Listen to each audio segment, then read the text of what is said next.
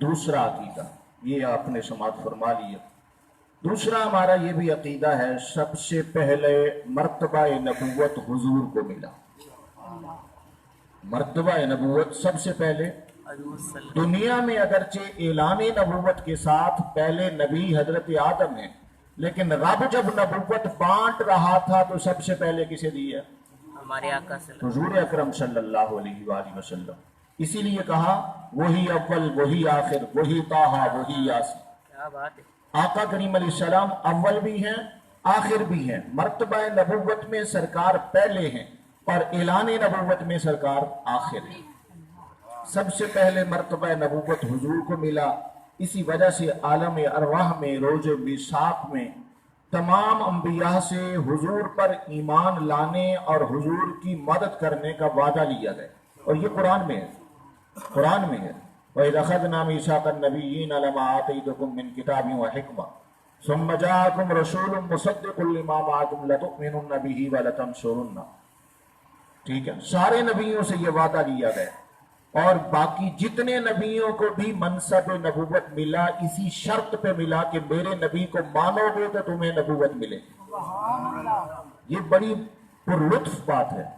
इस शर्त पे कोई नबी जो इस पे पूरा उतरेगा वो मेरे नबी पर ईमान लाएगा, नबी की मदद करेगा, उसका ऐलान करता रहेगा तो उसको नबूवत मिलेगी। सारे नबियों ने कहा भला, हम सारे ही हाजिर हैं। हम सारी जिंदगी जितना हमें अरसा मिलेगा हम अपने अपने दौर के अंदर नबी के नारे लगाते रहें। इसका मकसद है नबी अलैहिस्सलाम की ज़ात बाबरकात के नारे और नातें, ये अंबिया का तरीका और मिशन है। हुजूर सारे नबियों के भी नबी हैं, सारे नबियों के भी नबी हैं। आप नबीउल अंबिया हैं, सारे नबियों के नबी हैं, और तमाम अंबिया हुजूर के उम्मती हैं।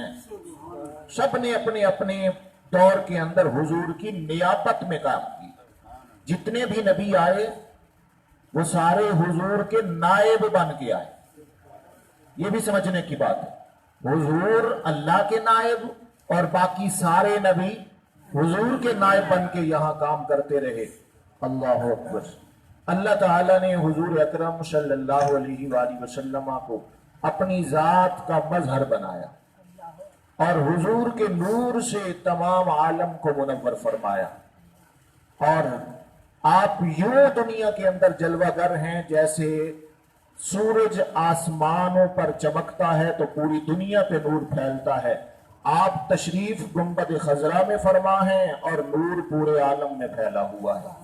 और जब से आप आए अब कयामत तक आपका ही नूर है। ठीक है, अल्लाह। हाँ, ये अलग बात है, दीदा कोर को क्या नजर आए और वो क्या देखे। तेरे जौबन का तमाशा, आंख वाला तेरे जौबन का तमाशा देखे। तमाशा यहाँ बजाय इसके हम जलवा कह देते हैं। आंख वाला तेरे जौबन का जलवा देखे, दीदा कोर को क्या नजर आए और वो क्या देखे। कोर कहते हैं अंधे को, जिसकी आंखें ही नहीं है उसने क्या देखना। और इस मुस्तफा को देखने के लिए ज़ाहिरी आंखों की जरूरत नहीं, अंदर की आंखें चाहिए, दिल की आंखें। अल्लाह अकबर। यहाँ शेर बड़ा जबरदस्त हजरत ने लिखा। आप फरमाते चमगादड़ है ना, चमगादड़, इसको दिन को नहीं नजर आता, क्या कहेंगे सूरज का गुनाह है। सूरज अपने पूरे जौबन पे चमक रहा है, अब भी उसको अगर दिन में कुछ ना नजर आए तो उसकी अपनी आंख का कसूर है। हुजूर के जलवे पूरी कायनात में है, कोई अगर हुजूर को नूर ना माने तो उसका अपना कसूर है। आखिरी मसला बहुत जरूरी है, ये याद रखें। अंबिया किराम से जितनी भी लग़्ज़ें वाक़ई हुई हैं उनका जिक्र कुरान करीम की तिलावत में या हदीस में जितना आया उसके अलावा हराम है और सख्त हराम है। कोई अपनी तरफ से ये नहीं कह सकता फलां नबी से ये गलती हुई है।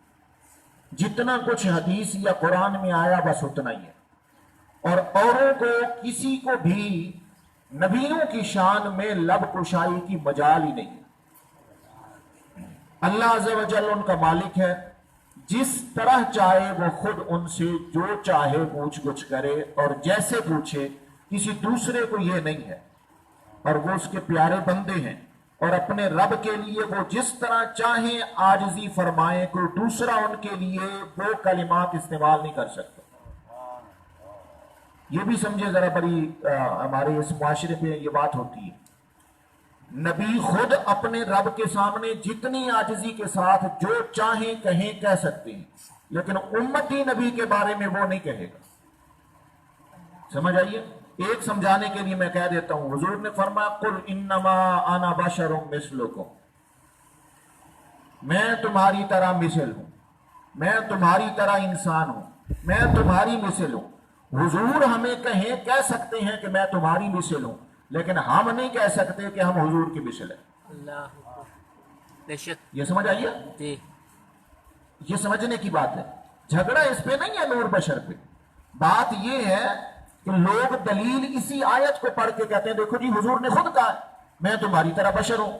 بھائی حضور کا کہنا اور ہے، مقتدی اور امتی کا کہنا اور ہے۔ امتی نہیں کہہ سکتا اپنے نبی کو کہ آپ ہماری طرح ہیں یا ہم آپ کی طرح ہیں، نبی جو بھی کہتے رہیں۔ اللہ اکبر۔ اگر کوئی ایسا کہے گا انبیاء کے بارے میں تو وہ مردود بارگاہ ہوگا۔ پھر ان سے جتنے بھی افعال صادر ہوئے ان میں کئی حکمتیں، ٹھیک ہے؟ صرف ایک مثال لے لے، حضرت آدم علیہ السلام سے لغزش ہوئی نا، وہ دانا کھا لیا، ٹھیک ہے؟ اب دیکھیں اسی ایک میں کتنی بڑی حکمتیں ہیں۔ اگر آپ نہ کھاتے، جنت سے نیچے نہ آتے تو دنیا کہاں آباد ہوتی؟ جی ٹھیک ہے؟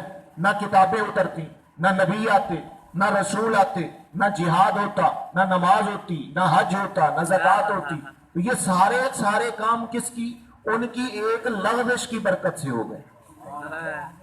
اللہ اندازہ کریں جن کی لغزش سے اتنی برکتیں ہو گئی، ان کی نیکیوں کا عالم کتنا ہوگا۔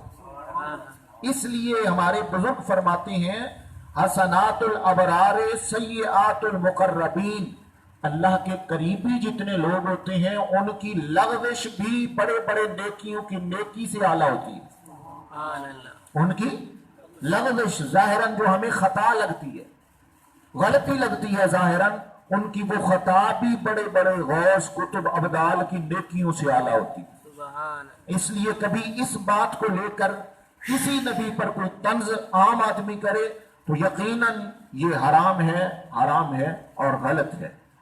ان سب کا دیکھیں، اب یہی ایک لغزش کی وجہ سے کتنا بڑا ایک نتیجہ برآمد ہوا، پوری کائنات بس گئی، کوئی جنتی بنے، دوزخی بنے، نیکیاں، نماز، روزہ، حج، زکوٰۃ، نبی تشریف لے آئے، کتابیں اتری، کیا کیا ثواب کے کام بنے، یہ سارے اسی ایک لغزش کی وجہ سے ہیں۔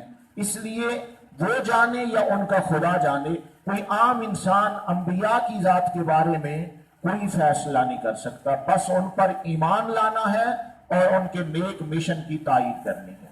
اللہ تعالی ہمیں ان عقائد پر کاربند ہو کر اپنی زندگی بسر کرنے کی توفیق نصیب فرمائے، مسلک حق، مذہب حق، اہل سنت و جماعت پر قائم اور دائم رکھے۔